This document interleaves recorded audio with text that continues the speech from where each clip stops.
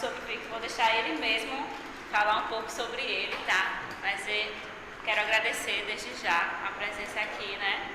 Tivemos vários transtornos no voo e tudo mais, mas estamos aqui, deu certo, e eu espero que vocês aproveitem, né, essa palestra do professor Victor, que vai falar um pouquinho sobre, né, a formação de professores de matemática, a perspectiva dos saberes profissionais e dos docentes. Professor Victor, fique à vontade, e estamos felizes de ter aqui em nossa casa. Obrigado, então boa noite. Boa noite.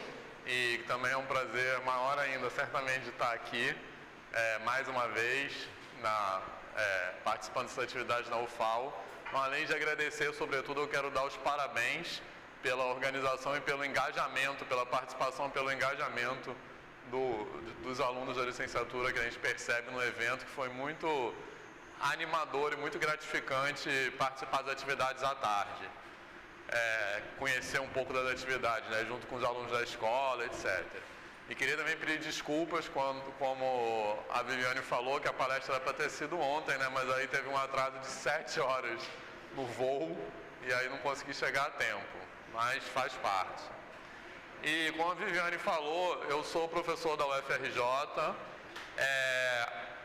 do curso de licenciatura, eu já fui coordenador do curso de licenciatura em matemática há algum tempo atrás. E hoje, além de dar aula no curso de licenciatura, eu sou professor desse programa de pós-graduação Ensino de Matemática que a gente tem lá, que é um programa de pós-graduação na área de educação matemática, onde a gente tem cursos de mestrado e de doutorado em educação matemática. Então, quem estiver interessado, depois de terminar a licenciatura, continuar os estudos na pós-graduação na área, no final aqui eu vou botar o site do curso, botar o meu e-mail, fiquem à vontade para entrar em contato. E eu faço parte também desse Laboratório de Práticas Matemáticas para o Ensino, que é um grupo de pesquisa vinculado a esse programa de pós-graduação, no qual a gente trabalha exatamente com formação inicial e formação continuada de professores de matemática. E uma parte do que eu vou mostrar aqui são resultados de alguns dos nossos projetos de pesquisa em andamento lá nesse grupo, no laboratório, né, nesse grupo de pesquisa, tá certo? Durante a fala, quem quiser intervir a qualquer momento, não precisa esperar até o final, a ideia é que a gente vá conversando, não precisa ser uma palestra, assim, pode ser uma conversa, então não precisam, qualquer hora, qualquer momento podem intervir, tá legal? Então, o que eu preparei para falar, como o nome está dizendo, formação de professores da perspectiva dos saberes profissionais docentes. Então, o que eu quero falar é um pouco isso. São algumas reflexões sobre como a gente deve pensar na formação inicial de professores, ou seja, do curso de licenciatura em matemática, dessa perspectiva, que eu vou falar um pouco melhor que o que eu quero dizer com isso nos próximos slides. Da perspectiva dos saberes profissionais, ou seja, a partir da reflexão sobre o que o professor de matemática precisa saber, considerando a atividade de ensinar matemática na educação básica como uma atividade profissional. E essa questão do reconhecimento da atividade profissional é uma coisa muito importante. Já eu vou explicar melhor o que eu quero dizer com isso.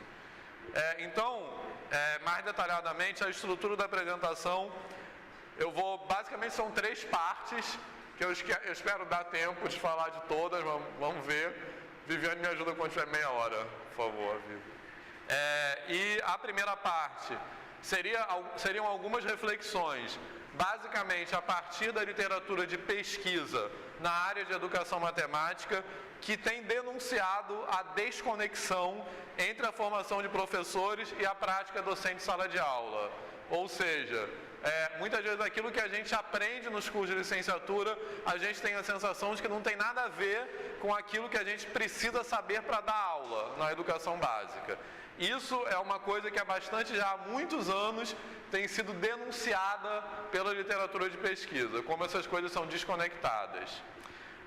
Depois, a partir disso, a segunda parte como eu falei, mais direcionadamente, algumas reflexões sobre como deve ser a formação de professores de matemática. Então eu vou falar de saberes profissionais docentes,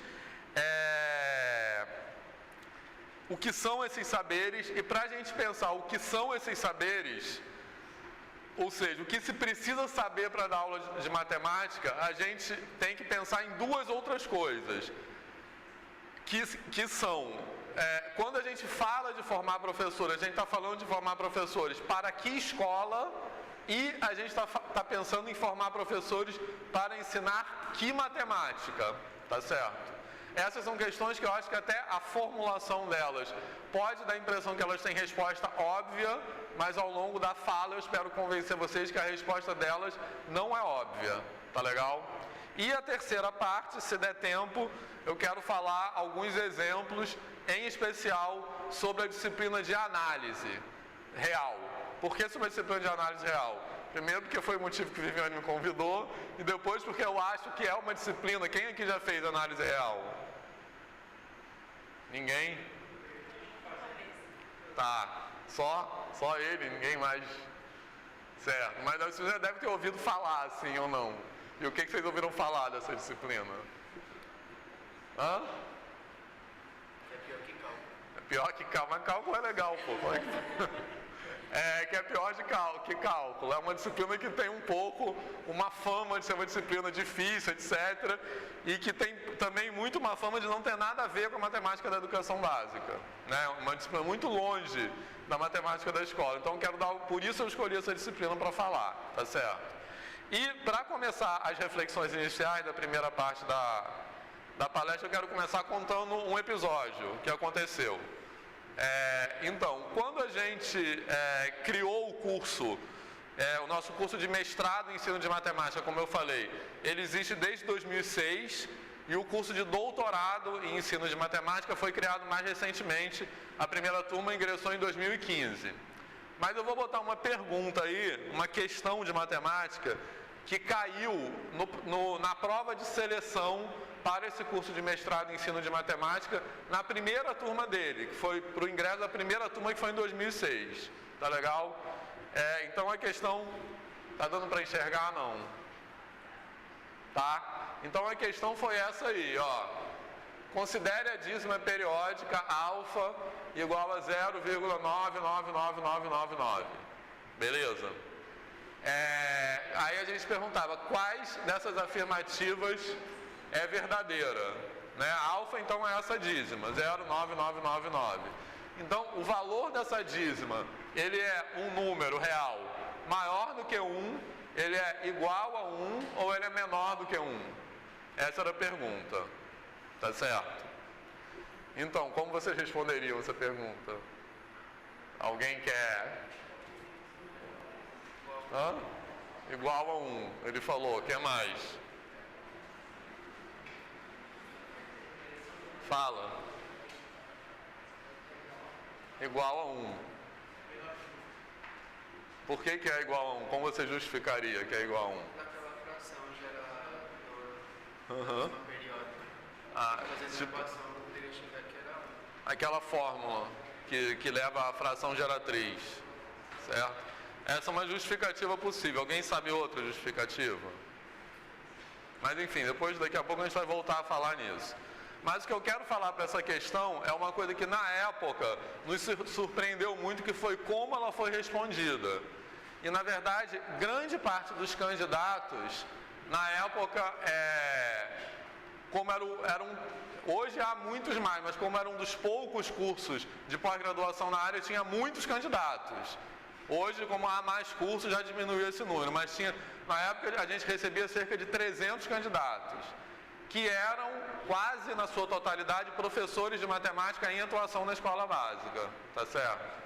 E uma parte considerável desses candidatos respondeu essa pergunta mais ou menos assim: é possível demonstrar rigorosamente que 0,999 é igual a 1, mas não é possível afirmar realmente que 0,999 é igual a 1. E quando eu falo que eles afirmaram que é possível demonstrar rigorosamente, esses professores, eles fizeram a demonstração. Então, muitos candidatos, eles fizeram uma demonstração. rigorosamente correta, assim, matematicamente correta, de que 0,9999 era igual a 1, e logo em seguida, uma demonstração toda perfeitinha. E logo abaixo da demonstração eles falaram, porém tem essa demonstração, mas não é bem verdade isso. A gente não pode afirmar mesmo que isso é igual a 1.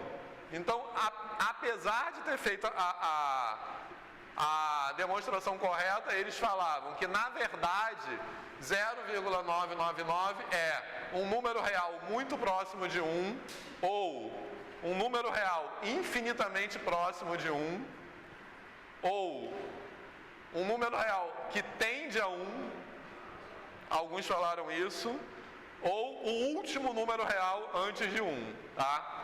E os candidatos, como eu falei, eles deram essas respostas, mesmo tendo feito a demonstração matematicamente correta. Tá legal? E isso nos chamou muito a atenção, porque o que isso está dizendo? Isso está dizendo que para aqueles candidatos, para aqueles professores que estavam respondendo aquela questão, é como se demonstrar rigorosamente, fazer a demonstração matemática é uma coisa, e afirmar que aquilo é verdade é outra coisa. Tá claro? Como se fossem duas coisas diferentes. É como se fosse possível demonstrar uma coisa, mas aquilo não ser verdade. Então, ter a demonstração é uma coisa, ser verdade é outra coisa, né? Isso aí leva a essa reflexão, tá? Então, uma maneira da gente pensar sobre isso é pensar simplesmente que esses alunos não sabem matemática, que esses professores, eles não sabem o que eles estão falando, tá? Que a resposta deles está errada, tá claro? Mas eu acho que pensar sobre isso, pensar dessa forma, pensar simplesmente que os professores estão respondendo, estão dando a resposta dessa forma, porque o conhecimento de matemática deles é fraco, é uma resposta altamente, excessivamente simplificadora. O que a gente acha que é importante a partir desse episódio é entender a partir de que perspectiva eles falam que a demonstração não garante que aquilo seja verdade.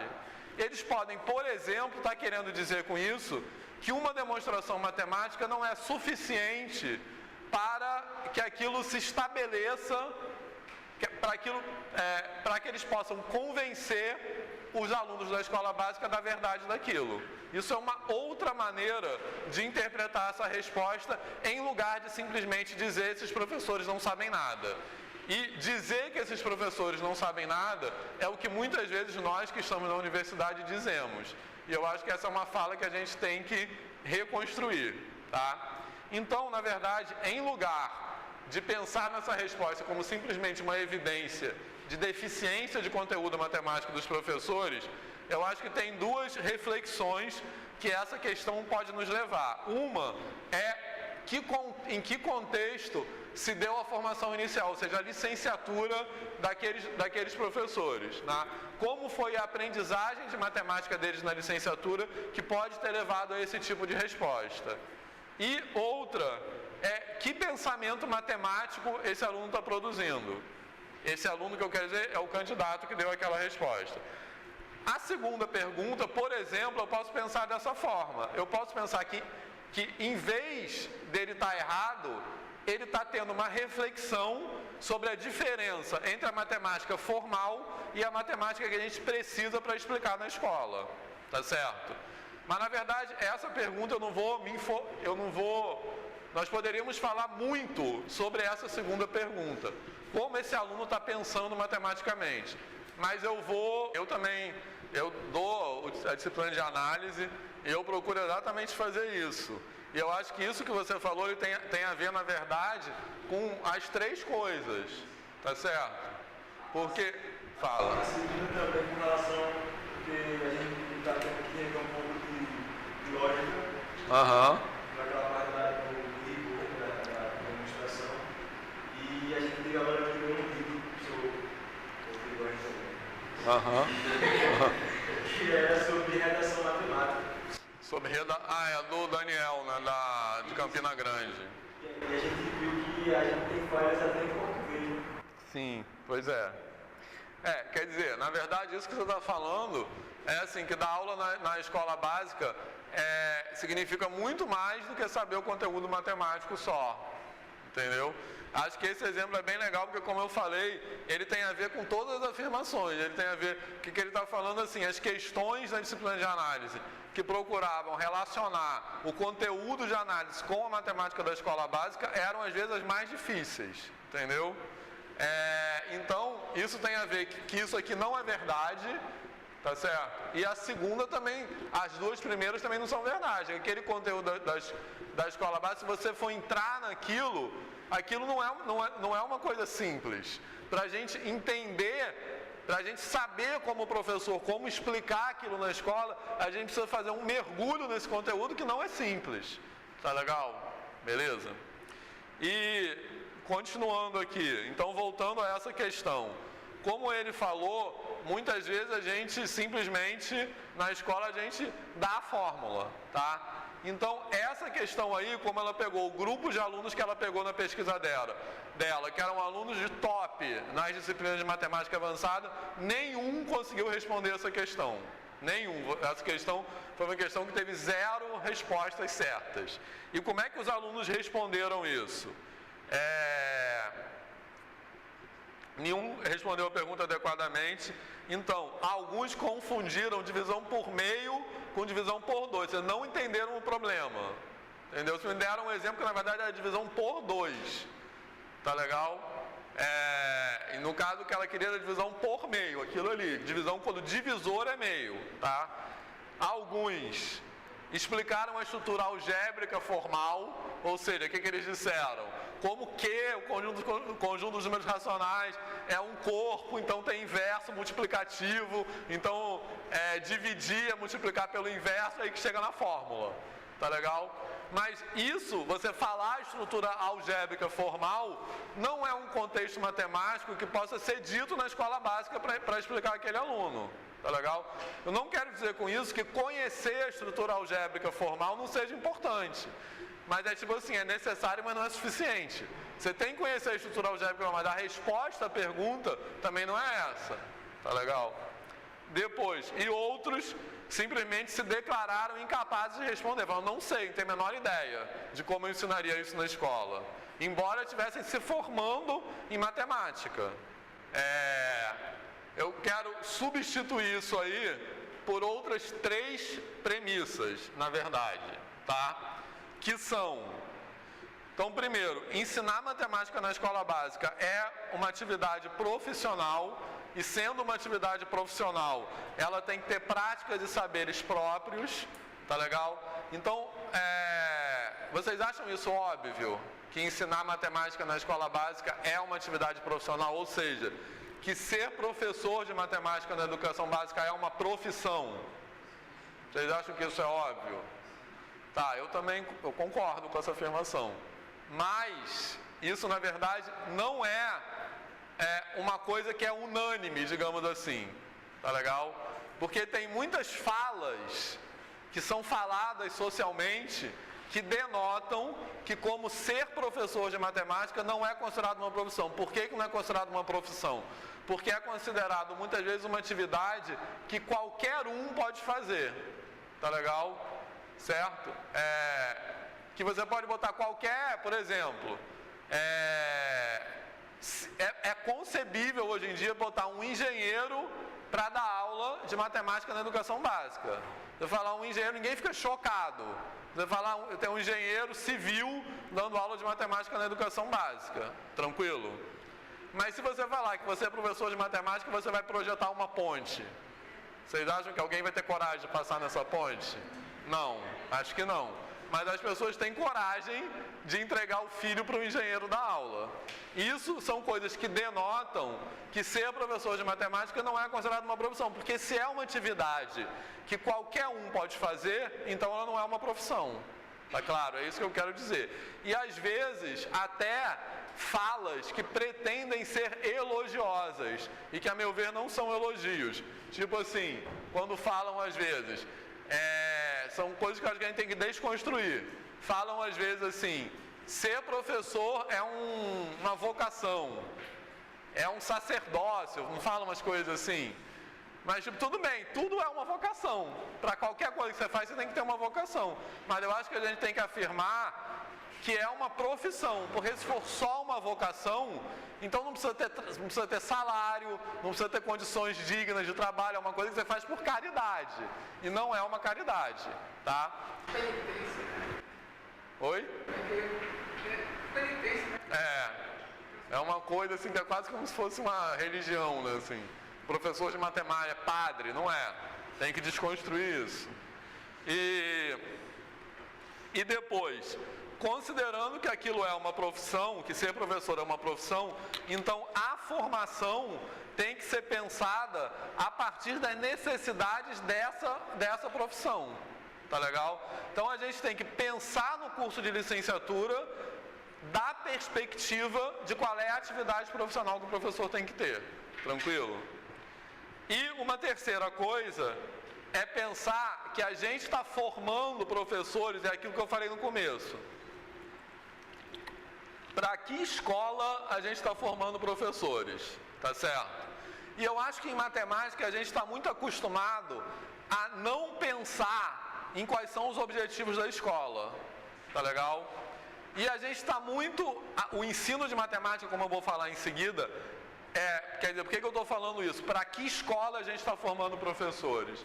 Porque o ensino de matemática, às vezes, ele está mais preocupado em classificar os alunos em certo ou errado do que em motivar os alunos, em incentivar os alunos a aprender alguma coisa. Então, por exemplo, às vezes a gente pensa assim, a escola é um lugar onde os alunos vão para obter informação, para obter conhecimento. Vocês acham que essa descrição da escola é precisa? Vocês acham que essa descrição é verdadeira? Os alunos vão à escola para ter acesso ao conhecimento? Por que não? Agora não, porque ele tem o Google, que é muito mais fácil ele ter e rápido ele ter acesso do que a escola. Então o aluno vai na escola para, primeiro, socializar esse conhecimento e, segundo, ter uma visão crítica desse conhecimento. É para isso que serve a escola. Despertar curiosidade. Então, a gente tem que pensar na escola como um lugar onde os alunos vão produzir conhecimento e não vão adquirir conhecimento. E isso faz toda a diferença, embora pareça uma coisa meio clichê, eu acho que isso faz toda a diferença para como a gente pensa, em como a gente ensina matemática na escola e para como a gente pensa em como a gente forma professores para essa escola. Tá certo? Fala. Isso que o senhor falou, eles produziram conhecimento, isso não acontece, né? Eu acho que... Dificilmente hoje em dia o jovem não pesquisar. Então, no Google, ele vai ter acesso ao conhecimento que existe, entendeu? Mas, se fosse para isso, não precisaria ter a escola. Então, por que tem que ter a escola? Para ele vir à escola e produzir alguma coisa em cima desse conhecimento que ele obtém, entendeu? Certo? Eu vou dar alguns exemplos agora que eu acho são até muito simples assim, mas para entender melhor o que eu quero dizer, tá? O que eu quero dizer é assim, que tem uma maneira de pensar que a escola é um lugar onde a gente vai para adquirir conhecimento. E outra maneira de pensar oposta a essa é que a escola é um lugar onde a gente vai para produzir conhecimento. Tá legal? E isso faz toda a diferença em como a gente ensina matemática. Fala. Eu sou um pouquinho mais velho que vocês, terminei de 97. E aí, lá dentro do lá, esse tipo de momento, porque para a gente se transformar agora, gostaria muito de ter passado pelo que está acontecendo aqui. Tem uma visão bastante interessante. E aí eu queria mostrar para vocês o seguinte, a realidade hoje, eu como professor, a realidade ela é completamente diferente nesse sentido. Você tem hoje um rol de conhecimentos ao seu, né? Então a gente tem a perspectiva de que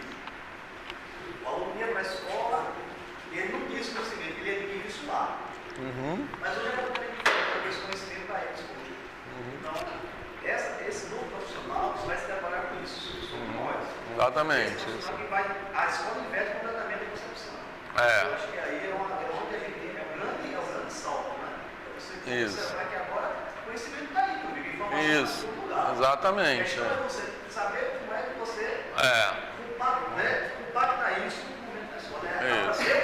Para voltar diante disso. Exatamente. Nós vamos estar lá agora, não para poder passar esse conhecimento para ele, mas ele já tem esse momento. E aí eu acho que isso... Então, o que eu quero dizer? É socializar esse conhecimento, ou seja, discutir esse conhecimento com os outros, para aquilo não ficar um conhecimento só dele, mas ficar um conhecimento socialmente compartilhado. E para desenvolver uma visão crítica para esse conhecimento, que é uma coisa também que você só consegue fazer em contato com os outros. Tá? Então, nisso sentido que o colega falou, tem uma coisa que eu acho que é assim, por exemplo, o celular, certo? Existe um movimento assim para proibir os celulares na escola. Eu acho que o que a gente tem que pensar, isso é uma luta, nadar contra a corrente. Eu acho que a gente tem que pensar como incorporar o celular na prática docente. Então hoje, eu vi muito legal, uma das apresentações da escola era exatamente sobre isso. As meninas, eram umas meninas lá que estavam trazendo propostas de como usar o celular na aula de matemática. Então elas estavam falando vários aplicativos, alguns nem eram muito legais, mas não importa. Mas o que é legal é a motivação delas em pensar sobre isso, entendeu? De pensar em aplicativo, você ensinar matemática por meio do celular, entendeu? A gente não adianta essa fala de querer proibir o celular, não adianta a gente fazer de conta que a escola não faz parte do mundo e colocar uma escola que tem um muro em relação ao que está do lado de fora, tá legal? Mas na verdade, o exemplo que eu vou dar aqui, na verdade, é anterior a isso ainda. Tá legal? Bom, esse é um autor, o Schumann, que ele fala que é um autor bem reconhecido na área de educação, que ele fala exatamente um pouco do que eu já falei até agora, que é o que ele chama de conhecimento pedagógico do conteúdo, que é um conhecimento sobre o conteúdo, mas não é sobre o conteúdo puro. É que a gente entendeu o conteúdo matemático, no caso, ele fala não especificamente de matemática, ele fala de qualquer disciplina. Mas é como você entender o conteúdo para ensinar outras pessoas. E ele fala que isso é diferente de entender o conteúdo para si só. Uma coisa é saber o conteúdo para ensinar e outra coisa para você só. Tá legal? Então vou dar um exemplo disso. Então, isso que eu estou mostrando aí são dois algoritmos diferentes para realizar uma operação de divisão. Tá certo? Vocês conhecem esses algoritmos? Então, esse aqui, que é aquele que é chamado algoritmo por ordens, tá certo?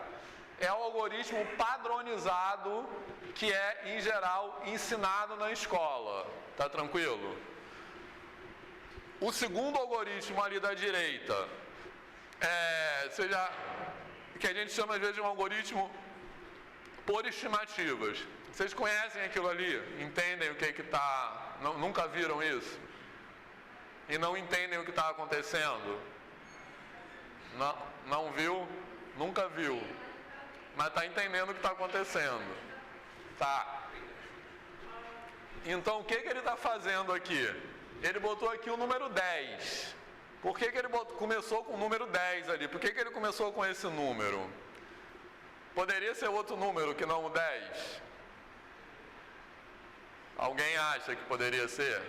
O que ele fez aqui? Ele botou 10 e aí depois fez o quê? Multiplicou por 7, subtraiu, tá certo? E depois esse 50 aqui?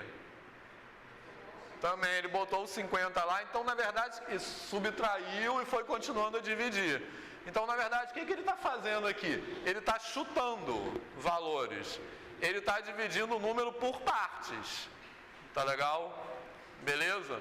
Agora, o que vocês acham que ajudaria mais um aluno a aprender divisão na escola? Se você começar a aula dando logo esse algoritmo por ordens aqui pronto, ou se deixasse o aluno experimentar com esse aqui? O que vocês acham que eles entenderiam melhor o que é divisão? Segundo, todos concordam? Tá legal? Essa parte da subtração, né? Hã? Essa parte da subtração. Que é uma divisão como subtrações sucessivas, né? Ele está dividindo por partes o número. Ele vai colocar a unidade embaixo da unidade. Exatamente. A primeira parte vai colocar, por exemplo, a unidade embaixo da dezena. Isso aí. Então, na verdade, isso que você falou, na verdade é o seguinte. Repara que esse algoritmo aqui é um caso particular desse, concorda?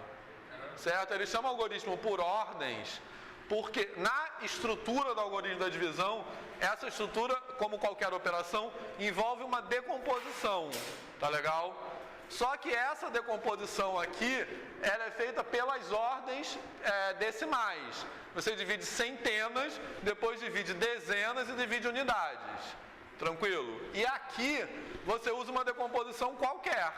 Você vai dividindo o número de qualquer forma, tá claro? Além disso, nessa estrutura aqui, você dá sempre o melhor chute possível, tá? Você já parte em cada etapa do melhor, tá? E nessa aqui você dá um chute qualquer. Então ele colocou 10 aqui, mas ele poderia ter colocado 20, tá certo? E essa maneira de registrar a divisão, ela oculta, né? Ela esconde o que está acontecendo. Na verdade, até uma maneira um pouco melhor seria, em vez de você escrever 8, que aí tem a ver com o que ele falou ali, escrever 80, tá certo? E aí na linha de baixo escrever 3, tá tranquilo? Certo? No entanto, a gente ensina quase sempre de cara os algoritmos já padronizados, tá tranquilo? Certo? Então, isso aí que é o conhecimento, porque o conhecimento matemático para ensinar é diferente do conhecimento matemático puro. Porque se a gente olhar esses dois algoritmos do ponto de vista só do conhecimento matemático puro, e a gente colocar uma pergunta, qual deles é melhor? Tá? Qual deles é melhor depende de que ponto de vista eu estou falando. Se eu falar do ponto de vista só da matemática, talvez eu possa dizer que esse é melhor porque ele é mais rápido, porque ele é um algoritmo otimizado. Mas se eu falar do ponto de vista do ensino de matemática, eu tenho que reconhecer que, embora esse seja muito mais longo, ele pode ser muito mais vantajoso para usar em sala de aula, tá claro? Beleza?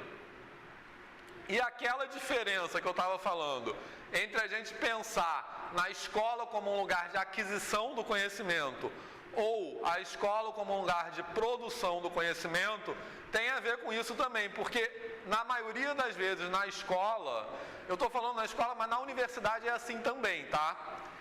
Na maioria das vezes, não só a gente ensina só de um jeito, como a gente dá errado no aluno que faz diferente, tá claro?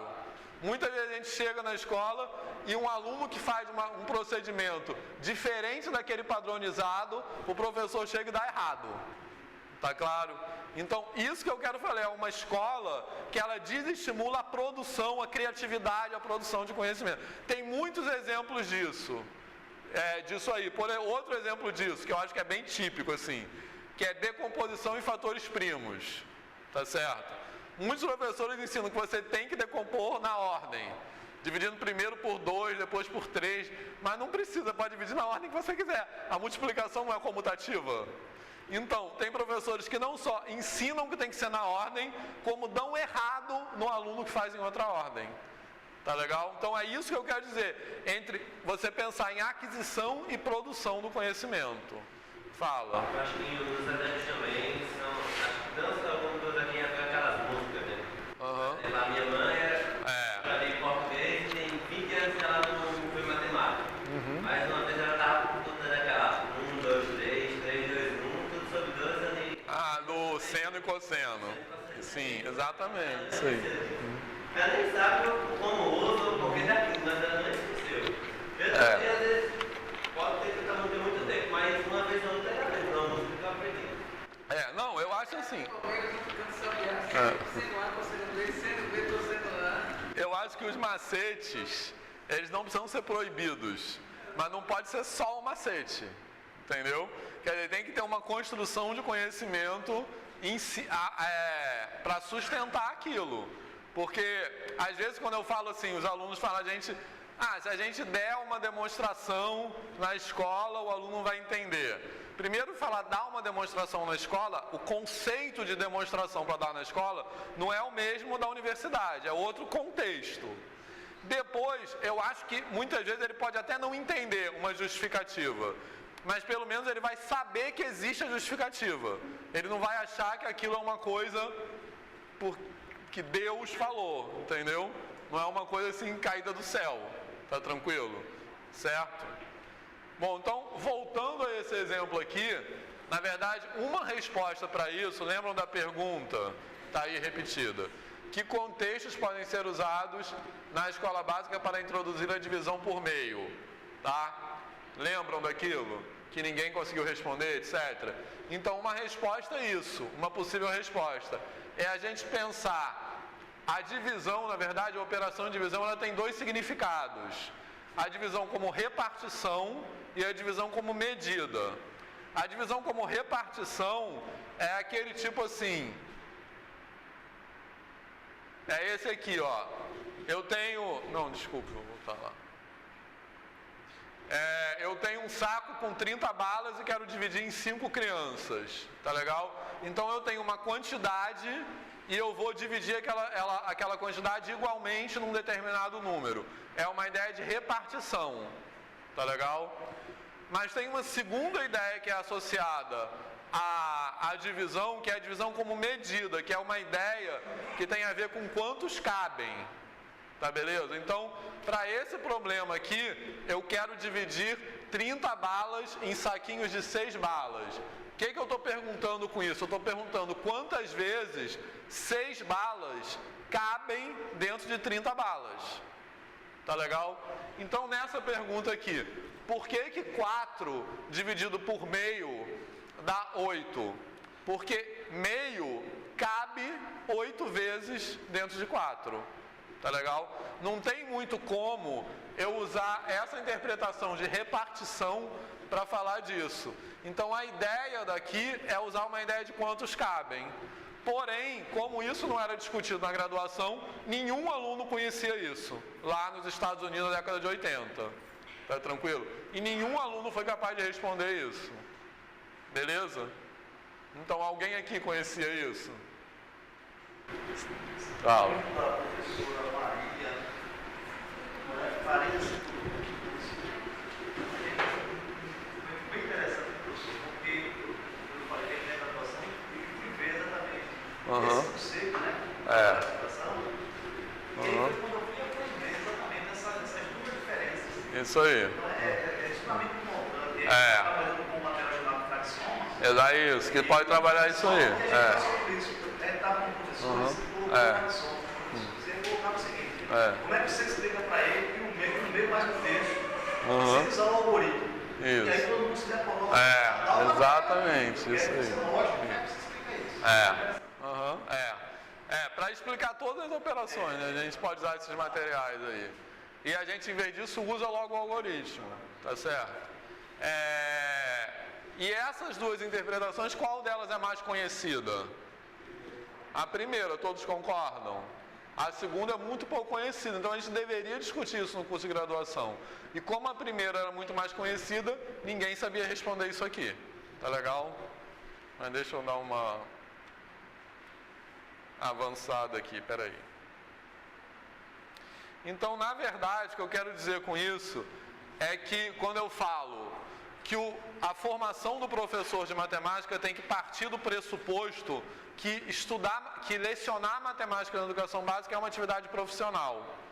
Então, o curso de licenciatura ele tem que ser pensado, como eu estou falando no título da apresentação, da perspectiva dessa atividade profissional. Tem que ser pensado a partir dessa atividade profissional. E, na verdade, o que a gente vê em grandes partes das universidades, e nesse sentido, até os institutos federais estão ganhando das universidades, porque eles têm um foco muito mais personalizado na licenciatura.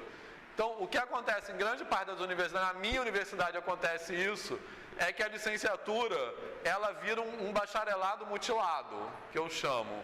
Porque ela tem assim, o curso de bacharelado é o curso principal. Aí você pega o curso de bacharelado como referência e aí você vai tirando coisas. Tá? Tira EDP, tira geometria diferencial. Então o curso de licenciatura é uma mutilação do bacharelado. E a gente tem que ter como referência a atividade profissional do professor. Qual é a matemática que tem que estar no curso de licenciatura para o professor lecionar na educação básica? Fala. Esse tópico que você falou agora do bacharelado para a licenciatura, eu acho que a licenciatura está dentro do instituto, acho que 2 anos para cá. Eu acho que o instituto está preparado para o bacharelado, mas eu acho que está preparado para a licenciatura. Quando eu entrei aqui, teve uma confusão até no Facebook. E aí deu nota máxima, aí um rapaz, eu não lembro se era licenciatura ou bacharelado, deu os parabéns para a matemática no geral. Aí teve uma pessoa boa lá, um bacharel, que veio nos pela licenciatura falando parabéns para os bacharelados, né? E às vezes a divisão acontece até entre os próprios alunos, isso. E muitas vezes os professores foram... Esse cara era um aluno de bacharelado que falou isso. Muitas vezes os professores, não todos, lógico, mas tem professores que ficam com aquela história de lapidar o aluno da licenciatura para o bacharelado. Da minha graduação, acho que licenciatura, acho que uns 10, os melhores no caso, foram todos puxados para o bacharelado por isso, né? Aquela história, não, você vai ter bolsa, você vai ter É igual o que acontece lá. Pera aí, rapidinho que ela está com o braço levantado ali. Fala, Vânia. Desde que eu entrei no curso, tem umas, sei lá, 4, 5 pessoas que eram de licenciatura, que era muito bom no meio do curso, e todos eles, os professores... Estimularam. Nunca diziam, nossa, você é muito que bom, continua assim. Eles sempre tipo, que quando você vai no curso, vamos pro bacharel, e eles todos foram pro bacharel. Isso aí. Isso foi muito triste, ao menos eu fiquei muito triste com isso, porque eles eram bons alunos de licenciatura, poderiam ser bons professores, muito bons professores, e acabaram escolhendo o bacharel ao invés de licenciatura. Exato. A maioria dos professores incentiva os alunos para ir para o bacharel, eu não entendo porque. É porque na verdade parece que tem um pensamento de que a matemática do bacharel é uma matemática mais difícil, né? E na verdade o que eu estou querendo dizer aqui é que a matemática que a gente tem que saber na licenciatura, ela não pode ser comparada em mais difícil, mas porque é outra visão de matemática, entendeu? Então não tem esse negócio de você os melhores e os piores, é outra... são profissões diferentes, por isso que eu falei no começo, que você fala, ser professor de matemática é uma profissão, isso é uma coisa óbvia, para todos nós é óbvio, no entanto as coisas não são pensadas a partir daí, entendeu? A licenciatura fica em muitos casos subordinada ao bacharel. Fala. Eu acho que uma coisa que aconteceu no passado, começou a acreditar, pelo menos eu senti isso em Pernambuco, Alagoas e Sergipe. Eu saí em Sergipe em 2005, me formei. Você é professor daqui? Eu sou professor do Instituto Federal de Alagoas, aqui do Campo Santana. E eu estudei em Sergipe, mas eu convivi com o pessoal de Alagoas e o pessoal de Pernambuco. De 2005 para cá, acho que de 2005 a 2015, eu senti essa mudança, né, que exatamente aconteceu. O pessoal meio que saiu mutilando o bacharelado.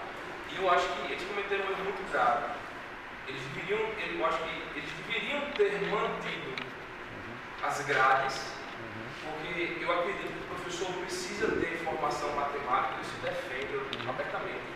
Acho que o professor tem que ter um contato com alguém na vida, com análise, com EDO. Não, eu também. Ele precisa ter, vai se configurar um nível superior. Mas em contrapartida, não mutile.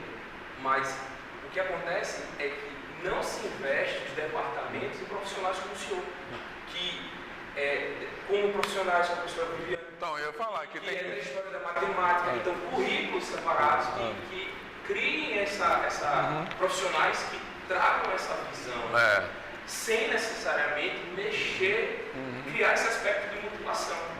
Sabe? Eu acho que isso seria ideal, porque de um lado a gente fortalecia o aspecto matemático, o professor precisa ter conteúdo e modelar esses conteúdos para um olhar diferenciado com profissionais. Aí o que se cria, que eu percebi realmente, é que há esse preconceito. Na verdade, é dos que já estão nas instituições, porque acham que vão enfraquecer os conceitos, abrindo brechas positivas, porque realmente quer formar professores de matemática. E os nossos alunos, a gente só vai conseguir inspirar os alunos, professores que têm essa visão. Exatamente. Eu acho assim, que essa disciplina, por exemplo, a análise, não é que não tem que ter análise na licenciatura, mas numa disciplina de análise, os pontos nos quais, eu acho que isso na verdade são duas coisas. Uma, são aspectos do conteúdo nos quais você tem que se aprofundar, são diferentes dos aspectos nos quais o bacharel tem que se aprofundar. Por exemplo, no curso de análise que eu dou para a formação de professores, uma diferença fundamental é o seguinte, eu fico uma grande parte do curso falando sobre construção dos números reais.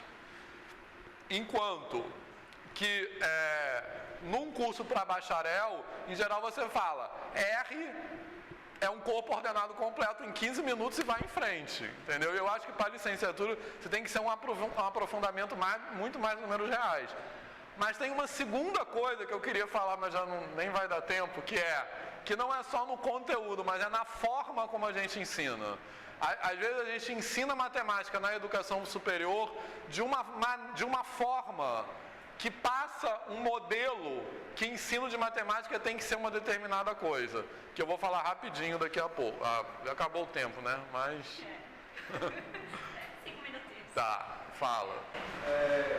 Aqui tem uma época que eu fazia álgebra 1 junto com a matéria do bacharel e só mudava o nome na grade, mas era o mesmo professor, a mesma prova.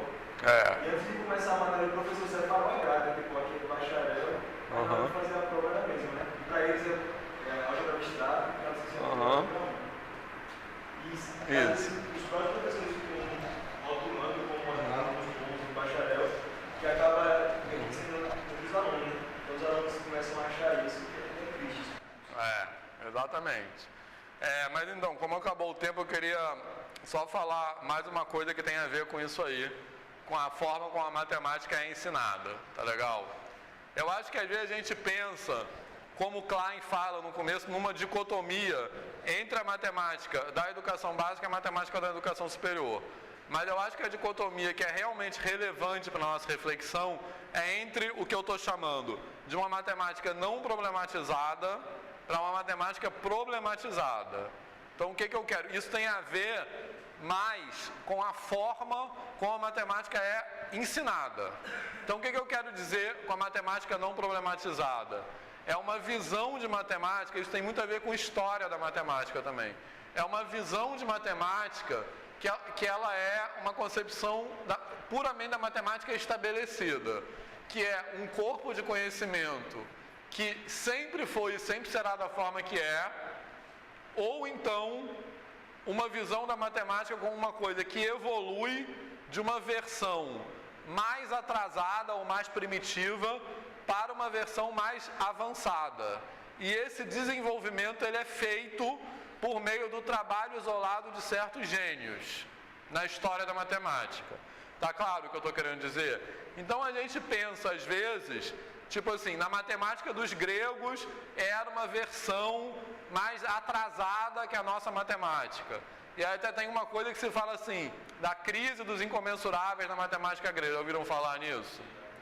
E na verdade, as perspectivas mais recentes de história da matemática, elas negam essa questão da crise dos incomensuráveis. Porque elas dizem que a matemática grega, ela tinha outros padrões de rigor, tá certo? Que eram consistentes internamente.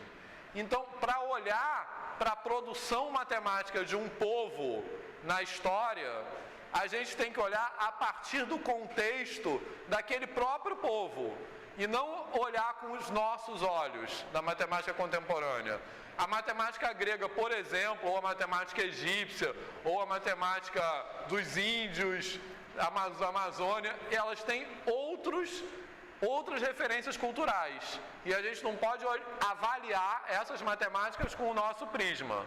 Tá legal? E nem pode olhar olhando só para o trabalho, que é uma história da matemática que ela é heroicizada.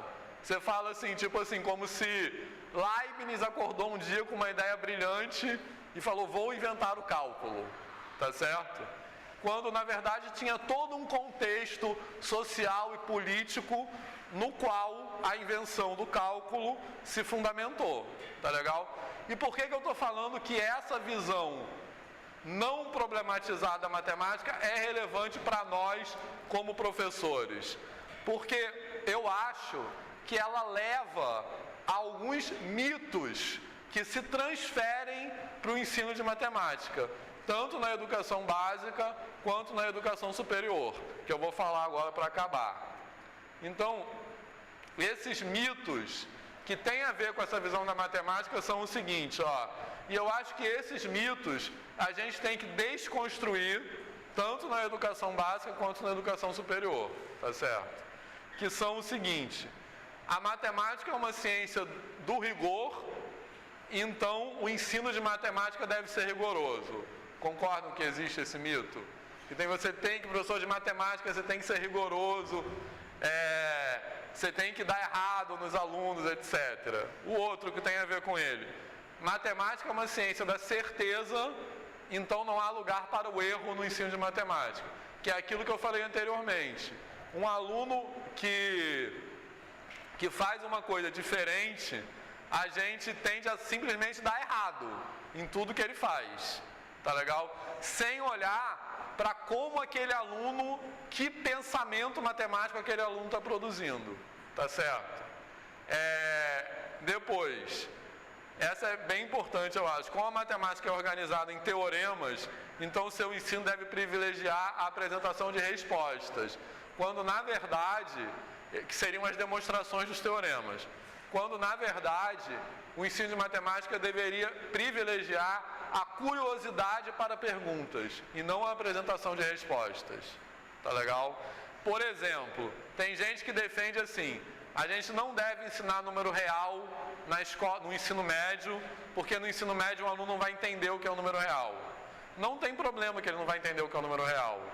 Pelo menos ele vai ter uma curiosidade sobre por que precisam existir números além dos racionais, tá? E eu acho que isso deveria ser o mais importante. E outro que eu acho que é bem importante: como a matemática é produzida historicamente por gênios, então a matemática é uma coisa que só é acessível para quem tem um talento inato. Não tem muito essa coisa. Ou você nasceu para matemática, ou você nunca vai aprender matemática, tá? Tem um aluno bom e um aluno ruim. E aí o trabalho do professor de matemática é separar o aluno talentoso do aluno fraco, em vez de tentar olhar para como cada aluno está produzindo conhecimento matemático. Tá claro? Então isso eu acho que são mitos que a gente tem que desconstruir. E só dar esse exemplo aí para acabar, que tem a ver com todos esses mitos que eu falei, que é o seguinte: essas contas estão certas ou erradas? Certo? Que tem a ver com aquilo que eu falei. É uma mesma conta feita de várias maneiras diferentes. Tá tranquilo? Então, essa primeira aqui, isso está certo ou está errado? Que o aluno está fazendo. O que o aluno está fazendo aqui? Então, esse que eu acho que é o exercício que a gente tem que fazer. Entender o que o aluno está fazendo. Tá? Então, o que o aluno fez? Da onde vem esse 24 aqui? 3 vezes 8. Da onde vem esse 90? Certo? Então essa conta aqui está certa, tá beleza? Ele está fazendo uma decomposição diferente daquela do algoritmo padronizado, tá claro? Ele está multiplicando cada algarismo. Primeiro está aplicando a propriedade distributiva, porque ele está multiplicando cada algarismo de um número pelo algarismo do outro número de acordo com o seu valor posicional. Tá legal? Então, esse 90 é 3 vezes 30. E assim por diante. Tá claro? No entanto, muitas vezes, o professor simplesmente dá errado nisso. Tá tranquilo? Certo? Bom, e esse aqui? Isso aqui tá certo ou tá errado? A resposta tá errada, obviamente. Tá legal? Mas olhando para o pensamento desse aluno aqui, o pensamento desse aluno não tem nada certo? Ele está completamente errado? Então, o que ele fez certo e o que ele fez errado? As multiplicações em si da setor, que faltou foi considerar as partes. O que faltou foi ele registrar os valores posicionais corretamente. Tá tranquilo? E qual é a nossa atitude como professor? Muitas vezes a gente chega simplesmente e risca isso aqui, coloca um 0 do lado e pronto. Tá tranquilo? Ao fazer isso, e mais uma vez, isso tem a ver com a ideia da escola como um lugar de produção de conhecimento, ao fazer isso, a gente está desqualificando o pensamento matemático desse aluno inteiramente. Então, se é um aluno que poderia se desenvolver matematicamente, a gente está impedindo, a gente está construindo um muro do desenvolvimento matemático desse aluno. E o nosso papel como professor de matemática deveria ser ao contrário disso. Tá beleza? Certo? Então essa questão do certo e errado, eu acho que é uma coisa que a gente tem que desconstruir seriamente. E tem que substituir isso por uma ideia de entender o que o aluno está produzindo. Tá? Uma outra coisa que a gente raramente faz, simplesmente fala, dá errado e pronto, é a gente trabalhar com estimativas. Ou seja, dialogar com esse aluno assim, essa conta aqui tem alguma chance de dar 75? Será que esse resultado de 75 é o resultado possível? Porque 400 e poucos vezes 20 e pouco tem que dar um número de que ordem de grandeza? Assim, mais ou menos. Isso. Então pode ser 75. 400 vezes pode dar 75. Mas esse tipo de conversa é uma coisa que raramente é feita na escola. Tá legal? Beleza? Então só aí, vou parar. Já passou.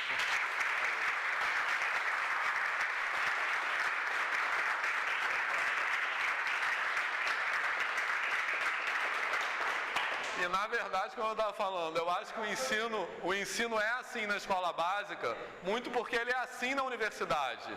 A gente dá aula na escola básica assim, aí quando entra aqui, a aula de cálculo é assim de novo, entendeu? Derivada, um monte de fórmula, entendeu? Muito obrigada, né, ao professor Vitor. Eu convidei, fiz questão que ele viesse para o evento da Escola Internacional para convidar ele, justamente porque eu queria plantar, né, a semente, né, desse tipo de discussão, porque vocês devem saber que eu gosto desse tipo de discussão e que eu defendo isso, né? Acho que todos que me conhecem aqui sabem que eu defendo isso, que a gente trabalha, né? Só que não são todos que fazem isso. Então, é uma forma da gente divulgar, né? E da gente tentar semear, né? Parar essa discórdia, né? De licenciatura e bacharelado e pensar o que o nosso curso quer formar, né?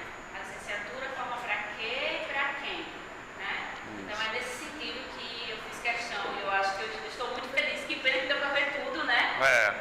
Os exemplos de análise não deu, mas... Algumas vezes, né? Gostaria muito de discutir mais, né, sobre isso, mas agora estou bem contado, né? Acho que a gente vai conseguir. Está produzindo uma conversa bem pesada aí, tem muita coisa para ler. Oi? Tem muita coisa para ler. Depois o PowerPoint vai ficar aí e tem as referências aqui, ó. Isso. Esse livro aí a gente tem, né? E... Já está no terceiro. Terceiro não saiu ainda. Terceiro não, tá no segundo, E ele vai deixar